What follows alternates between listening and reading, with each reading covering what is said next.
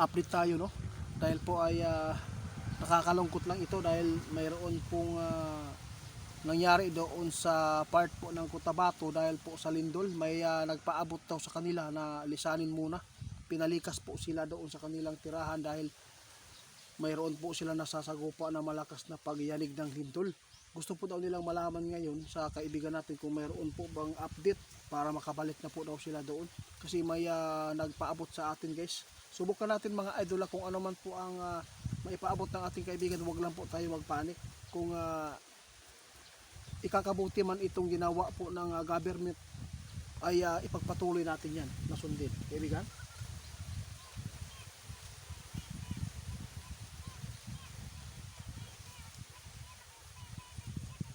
Naku po. Guys, ito ang sabi ng ating kaibigan. Sa lahat po ng nakapanood sa atin, kung sino man po yung nag-request sa atin ngayon na itanong sa ating kaibigan, ito po ang sabi niya. Kung ikakabuti po sa kaligtasan ninyo, gawin po natin. Kasi sinabi po ng ating kaibigan ngayon, sa totoo lang mga idol, kahit po may kapangyarihan kami na makikita ang pangyayari, pero hindi po namin hawak ang mundo ninyo. Hindi po namin hawak ang panahon. Dahil hindi po lahat ng nakikita namin ay nangyayari. Pero nakita ng ating kaibigan ngayon mga idol, mayroon talagang paparating na malakas na lindol pa. Kaya pasalamat po kayo dahil po mayroon pong nag-aalaga sa inyo doon na nagbabala na lisanin muna ang inyong mga tirahan para safety po ang inyong kalagayan. Ngayon po si kaibigan nagpaabot po sa mga nakapanood sa atin ngayon, yung mga nag-request sa atin. Ito ang nakikita po inyo talaga kaibigan. Totoo po yan. Kung ganoon kaibigan, mas mabuti po talaga na doon muna sila. Mga ilang araw po pwede kaibigan.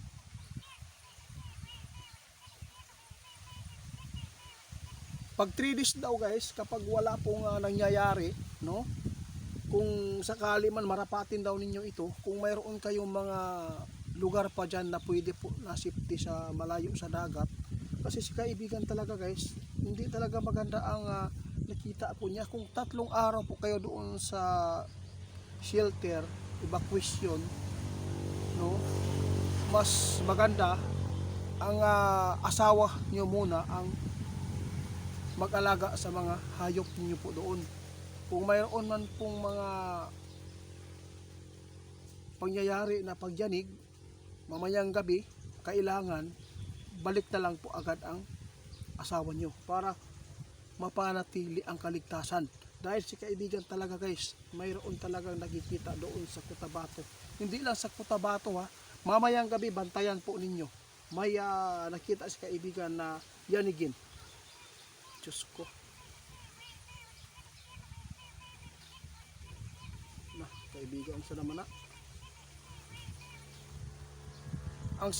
ang sabi ng ating kaibigan, kung yayanig mamayang alas 10 ng gabi, ibig sabihin yan, kailangan talaga na hindi muna kayo babalik sa inyong tirahan. Baka po may nakita ang P-Bulks, yung nagpaabot sa inyo dyan, kung bakit kayo nakalikas.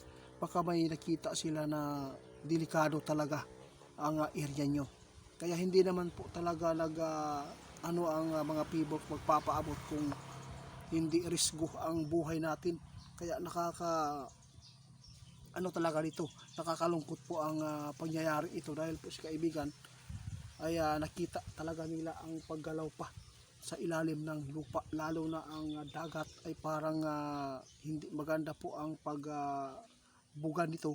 Kaya marami po napapahamak ngayon, lalo na pag hindi po nakikinig sa mga nagbabala.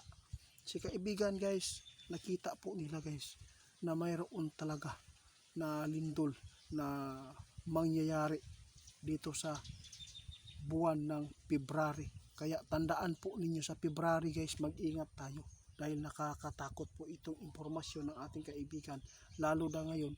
Kung sino man po ang nakaranas kanina ng mga alas 12 ng midnight, kung mayroon kayo na sagupa daw na lindol, kung mahina-hina, ang napakadelikado dito, araw po yan aatake.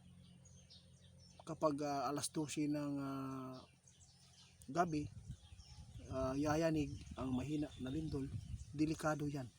Pag araw, may pagyanig din ng malakas-lakas. Ito po ang mga babala ni kaibigan na dapat po natin mapakinggan. Kasi si kaibigan guys, lagi po niyang pinapaalala, sa Mindanao ngayon ay banta talaga ng lindol. Grabe naman to kaibigan.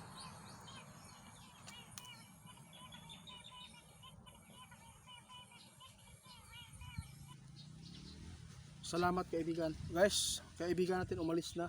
Sa lahat ng makapanood, sa lahat po ng nag-request sa amin, ito po ang tandaan ninyo.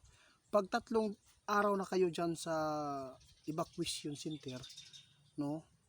Kung nag-alala talaga kayo, ang maganda, ang asawa nyo muna pauwiin nyo.